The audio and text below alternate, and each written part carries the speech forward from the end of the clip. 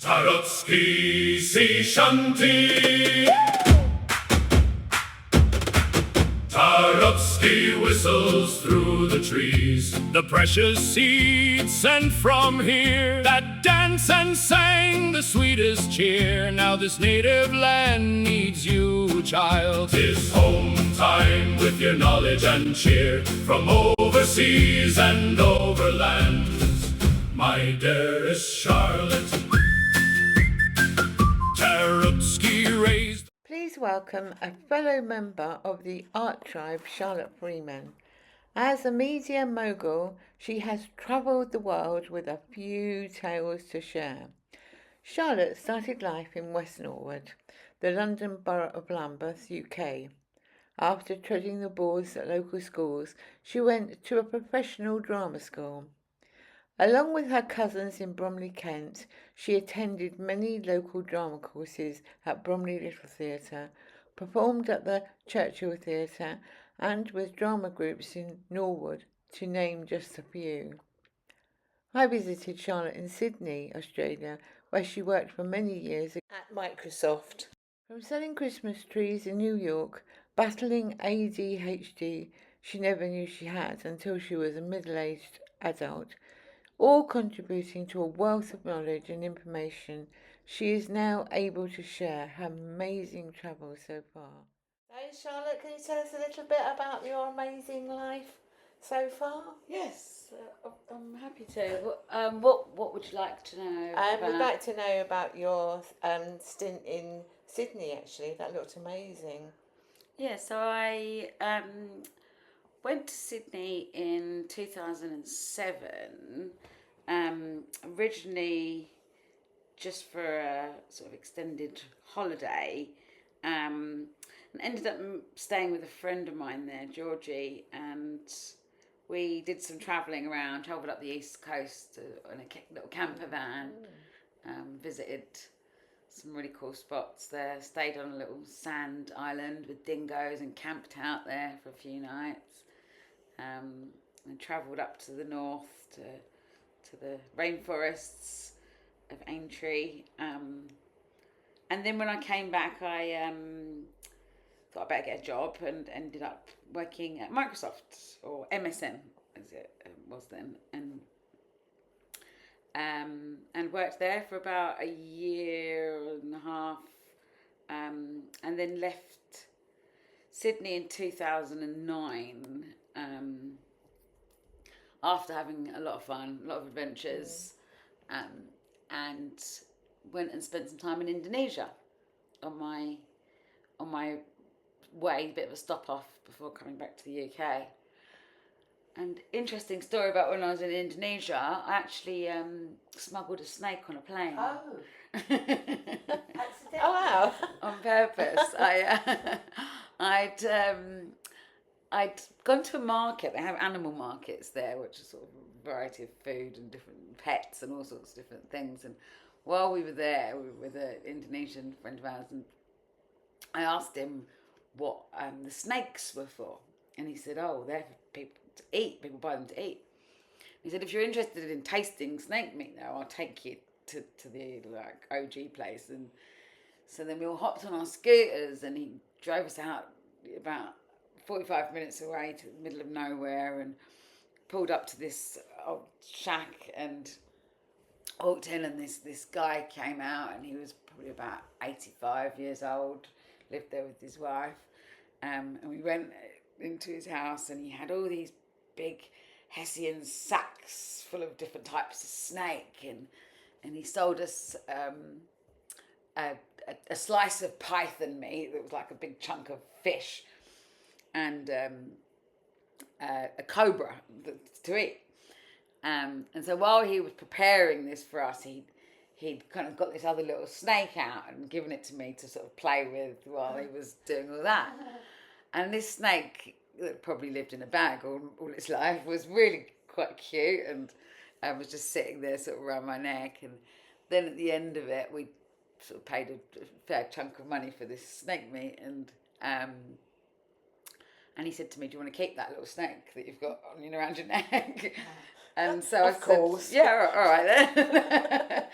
And so I ended up travelling around Indonesia with this little pet snake that would sort of just sit in my handbag. Oh. Was really kind of chilled out. And, I'd bring it out to sort of sit around my neck when we'd go to bars and restaurants, and everyone would sort of, freak out about it. And after about, a few days, sort of realised that I'm going to have to feed this snake something. So I looked it up and it said you've got to feed them like little baby frogs, little small frogs. And so we had to go back to the market, buy some frogs. And at night time I used to keep the snake in like a sort of waste paper basket and just put something on top of it. And so I didn't know how to feed the snake. I just chucked in one of the frogs. So you just went and bought some frogs? We just buy like, a thing of frogs, how big were live they? frogs. They were small, like maybe like baby 10 frogs. pence piece, sort of thing. 10 But they're pence just quite piece? small Oh. frogs, yeah. I threw one in with the snake and it wasn't eating it, and I was like, I don't know how to encourage a snake to eat, and so just kind of left it there, and then sort of went to bed, and then so at one point in the middle of the night just heard a and then a squeaking sound, and that was obviously the snake having them. its frog meal, and the next What, day are these to frogs alive? live Oh my frogs, God. little tiny live frogs. Oh, what, are you scared? No, not really.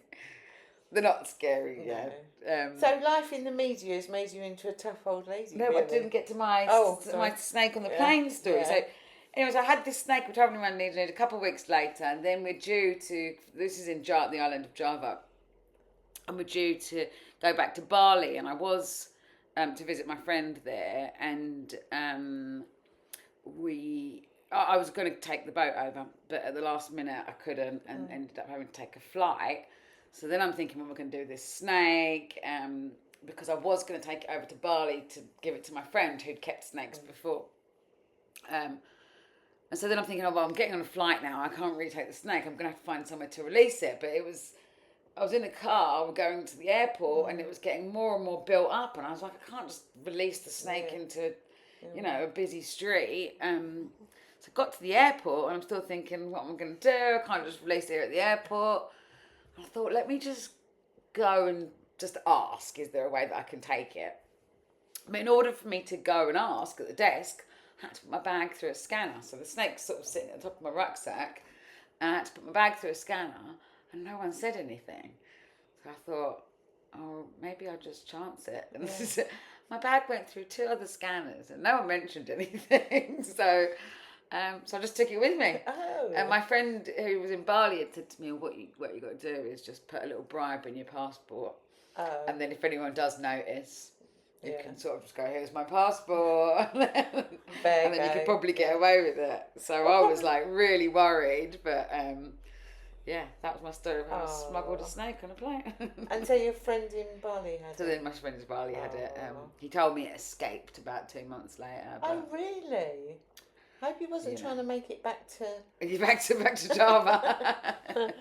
So my job in Australia and Sydney at MSN was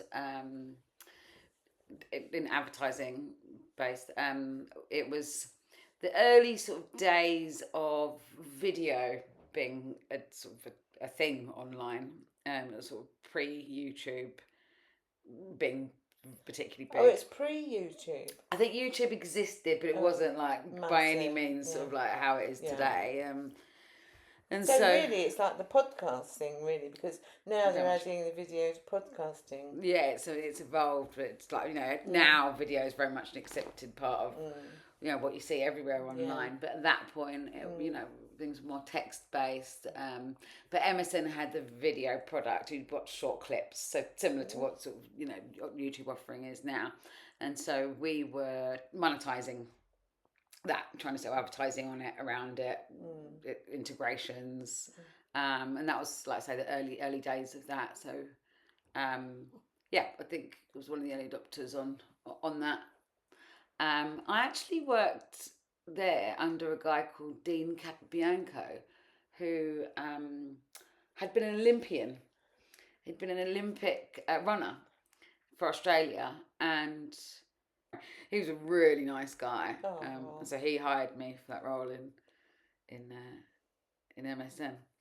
Not anything to do with your snake story, is it?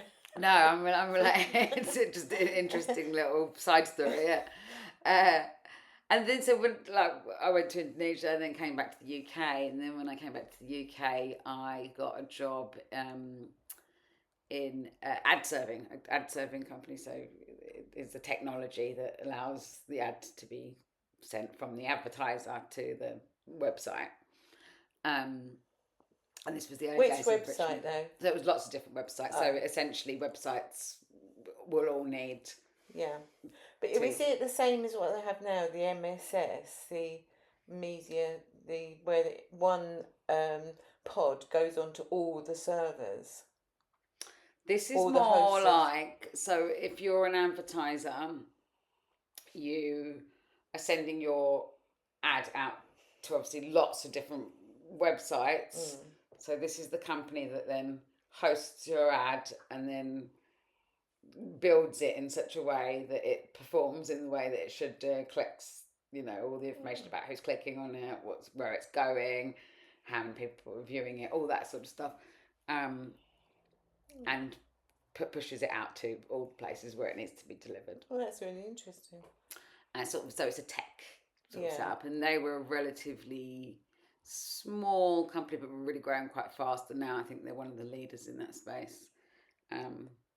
But that was a what are they called again? Called Flash Talking. Oh, and do they use podcasting or?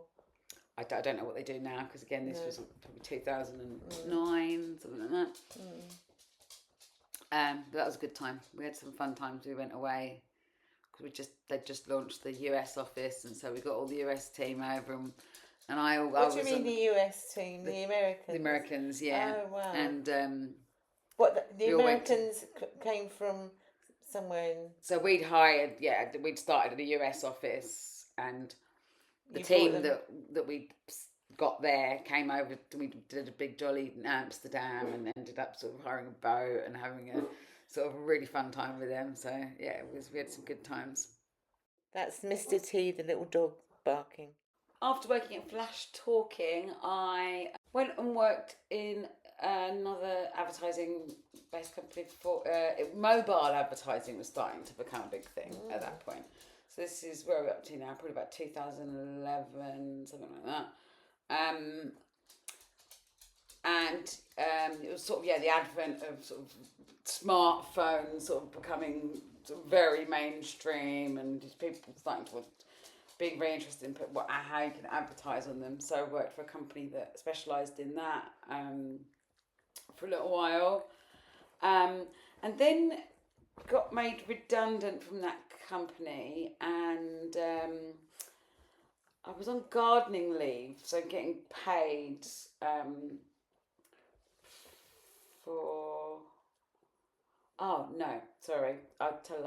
that's when I decided to take I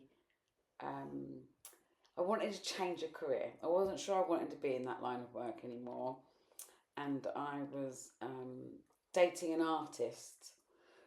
So I sort of wanted to maybe see if I could pursue something back in the arts again, and I ended up signing up and doing a year of glass design at Chelsea College, and so that was a little bit of a sort of left field sort of move, and I was also sort of looking into pursuing some acting work or some work in voiceovers, and which didn't end up being overly fruitful, and I think after a while I was sort of working, doing little jobs here and there, doing little festival pieces, and then my then partner was just starting a gardening business, so I ended up kind of working with him on that, and that's where the Christmas trees come in. So he had done this the year previously, but when I met him, we ended up going together to New York to run our own little Christmas tree. So that's from London. You're in London. We're in London, And in the winter, we didn't, there wasn't as much demand for gardening, and it was sort of a quiet period. So we'd go from there's a bylaw in New York City that means that anyone can sell a tree on the streets of New York between Thanksgiving and Christmas Day, and there's a few companies that sort of take advantage of that and hire travellers or people who are willing to try to do the job to come and run their own little stands, and these companies will set you up with trees, electricity, the stands for the trees, kind of sort out everything that you need, deliver your trees every day, come and pick up the money, and then split the profits with you. So we went and did that in New York City. So it was a tough gig because it's 24 hours a day because someone's got to be there with the trees at all times. We'd have a van, just like a sort of normal transit van, that we'd have a mattress in the back of and then take it in turns to sleep in there. So it was pretty grueling, and obviously you're outdoors, sometimes pretty cold, lugging these, up to 12-foot trees around and sawing the bottoms of them. I had like one really jacked arm, and like from sawing like multiple trees a day. And then you're going and delivering trees to people's houses, and so you're kind of getting to see, the goings on of all these different people in New York, and it's really lovely actually because you get to, you're in the same spot, the same people are walking past you daily, going about their daily routines. Particularly people that've got dogs, that walk their dogs every day. You'd get to be really good friends with them. And you adopted someone, looks it. We also the first year I did it with Andy, we met a lot of people, and often people would allow us to go and have showers in their house because we only had access to sort of like this not very nice shower in the basement of one of the buildings nearby, and so people would get friendly with us, and then they'd invite us to come and use their homes, have a shower, hang out, and so one of the first people that we met was this guy called Kyle, and he was really friendly, and he had this gorgeous dog called Lucy, who'd been a rescue dog. It's a lovely story actually. His best friend had ended up dying quite quickly of cancer, and he'd been going through all of his things, trying to sort out all his stuff, and had found that he was going to adopt this dog, Lucy. And so when he found that, he decided, I'm going to have to go and get her. So he ended up getting Lucy, and she was just this absolutely beautiful dog, and she was so friendly, and she loved us. And he used to say every day, she's pulling me down the street to come and see you, and so that happened, every day for that first year. And then the next year, me and Andy came back and did it again, and he said, she knew you were here before I knew you were here. She was pulling me like down the street. She must have known to smell you. Oh. And then the third year, by which time me and Andy had broken up, and I went to do the Christmas trees for the third and final time with my friend Jeff. Again, got chatting to Kyle as we did when he came back, and I asked him, what happens to Lucy in the day when you're at work? Because he'd given us the keys to his flat to go and have showers whenever we want. He was a really nice guy, and he said, she just stays in the flat on her own. And I said, well, she can just stay here with me if you want. And so then Lucy became our tree stand dog, and she'd hang out all day, and then he'd come pick her up at the end of the day, or I'd take her back up to the flat and have a shower. Have a shower, exactly, yeah. So yeah, it was really lovely. She was such a cool addition to our little family on the street. Yeah, I mean, it's such a big difference from kind of like sort of media world, but it's the real media world, because that's what media is all about, isn't it? It's the basic, who buys this product, how much you buy it for, and how much you resell it for. Everything's marketing. Funny story actually, while I was selling Christmas trees, I bumped into, completely randomly, someone came to buy a tree from me, and he'd been someone that I'd worked with at one of my first media jobs. Wow. 15 years before that. It was my birthday 2 days after that, and we used to always have like a little bit of a sort of gathering on the streets with all the people that we'd met.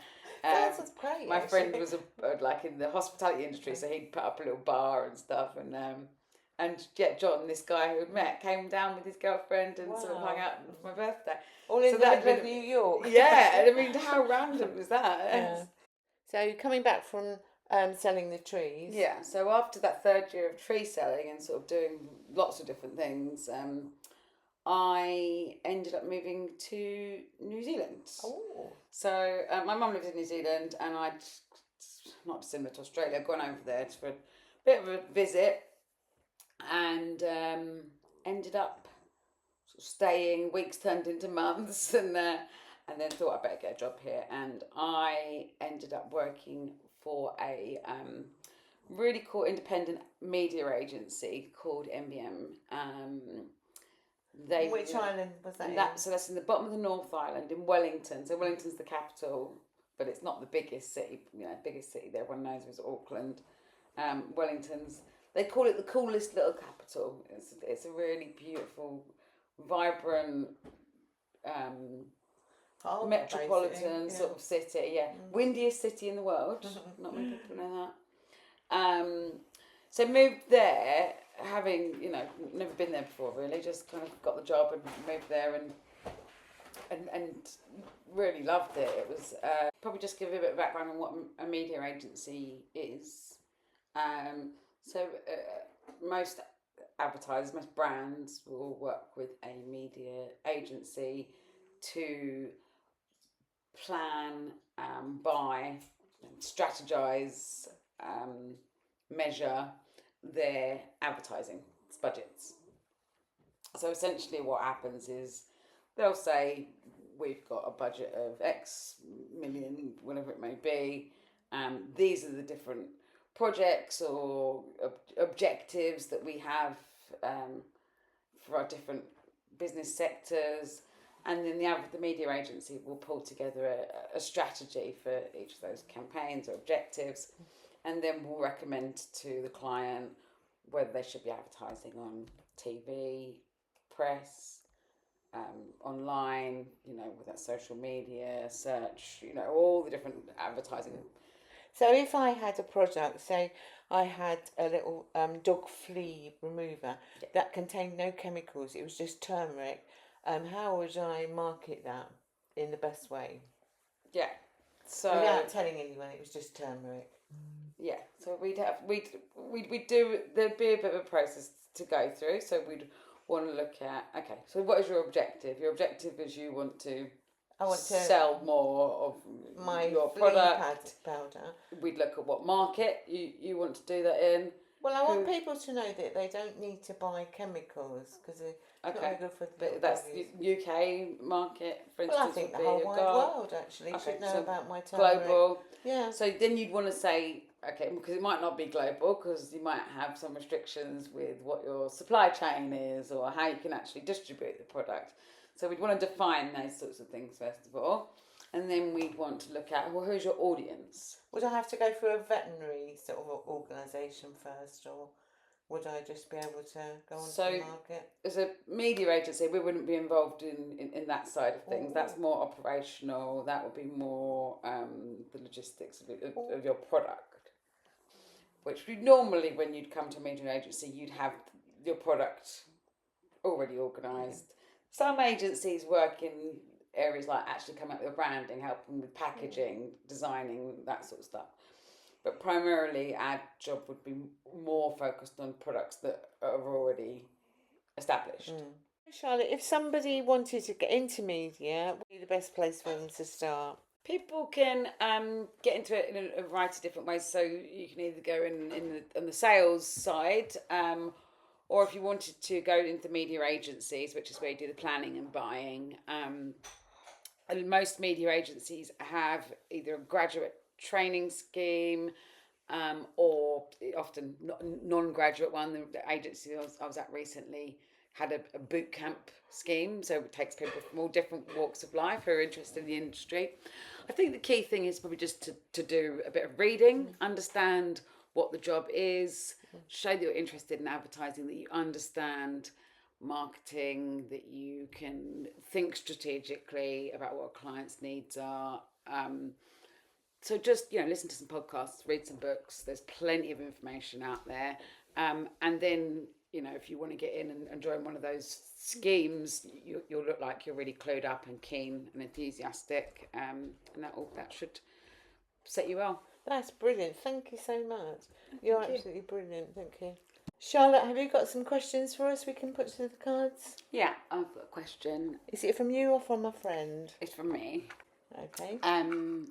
So I'm at a bit of a crossroads in terms of what path I want to take forward with my career. I suppose I'd like to ask what direction I should be going in. Oh, in that case, I think I'll ask the tarot cards for that, because I need quite a big spread for it. Okay. So what I'll do is I'll pause it and I'll do the spread, because I'm going to do a Celtic cross. Okay. Now then, would you like me to do like an old-fashioned Celtic cross or the more modern Vincent Celtic cross? All right, so thank you, Charlotte. Charlotte's chosen 10 cards, and the first card to reveal the actual thought question was 9 of Pentacles. Now, the 9 of Pentacles is a card that takes us deep into self-sufficiency. But this is a card that is a really reflective kind of position that we're in. But this is the supposed question, not the actual question, as far as the cards are concerned. Because cards think it's very slightly sneaky. Because look, and this is the Ace of Wands, and the Ace of Wands is a new beginning. And the Ace and the Wands are symbolic of the fire elements. So we know that the Ace is a new beginning. So this 9 of Pentacles is asking for the new beginning, basically. So, and then we've got the Wheel of Fortune, and it's quite interesting because that's at the base of it. So we're kind of quite spiritual anyway, because if we believe that this is fate and we're on Earth having an earthly experience, it's quite. Did you know that you were spiritual? Yeah. Well, you did. A little bit. I don't know. Yeah, 3 of Wands. The 3 of Wands is a fire. The Wands is a fire element, and the 3 of Wands says that is indicating that you do know actually what you actually want, and you already sort of committed it to your mind, but you're just not telling us. Or but the cards are going to tell us, Charlotte. So anyway, there we are. And the 7 of Pentacles, you've already put it into action. Oh, okay. Have you? Sort of, I guess. Sort of. A 3 of Swords. Oh, so you're putting it into action, but the action is this is the modern interpretation of the 3 of Swords. Is it's coming from a broken heart, but the old-fashioned 3 of Swords is any of the threes means it's a starting contract. So you're not just thinking about it. If it was number 2, we'd be thinking about it. Yes, no, yes, no. Number 3 usually tells us we started on it. Swords are usually of the intellect because they're air. So we'll put it there. Now, number 7 is going to tell us what it really truly is. Okay. And it's the Ace of Cups. So this depth, consideration for this new situation is a new emotional start, I would say. And then we've got 14 Temperance. Now, 14 Temperance, 8 in the Vincent Cross is to do with timing. Now, the 14 Temperance says in timing, it doesn't say an actual date, but what it says is like that we're going to take it step by step without kind of too radical and then falling down. So we're going to consider it in time. So there's not going to be any specific time, like a week or 2 weeks. We're going to look at it within Temperance. If we think of Temperance as being a little time capsule, and if we say, for instance, we have had it before in this podcast series where we've had the Hanged Man, and the Hanged Man says that's a bubble that says there is no time. There is no time. But the Temperance says there is time, but we're going to do it within sort of reason. And the hopes and the fears, and we've got the 17, the star.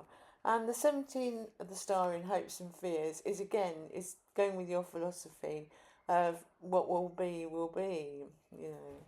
So we'll put that there. And then the 10 of Pentacles. The 10 of Pentacles is the ultimate in happy families. So if we look at the number 8 card, which is 14 of Temperance, and then we've got the 10th card is the 10 of Pentacles, it is the wholeness and the value that you consider your family life to be, and the So this whole new thing, it's something you've already been thinking of quite a lot, I would imagine. And the card 7 was Ace of Cups.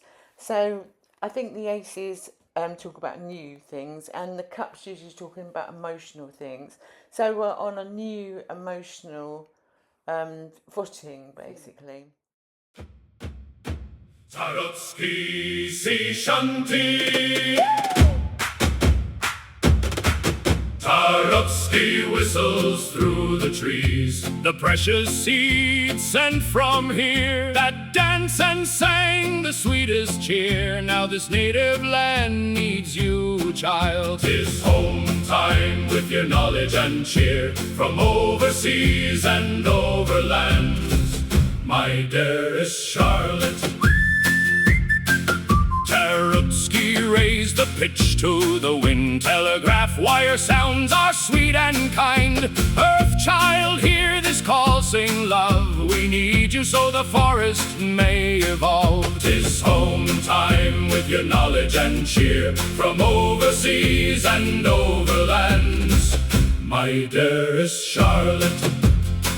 And so the 6 of Swords sound the triumphant call whorls. In seconds on a telephone like sparkly pearls, the precious child returns with long curls. 'Tis home time with your knowledge and cheer from overseas and overlands, my dearest Charlotte. And now the tales appear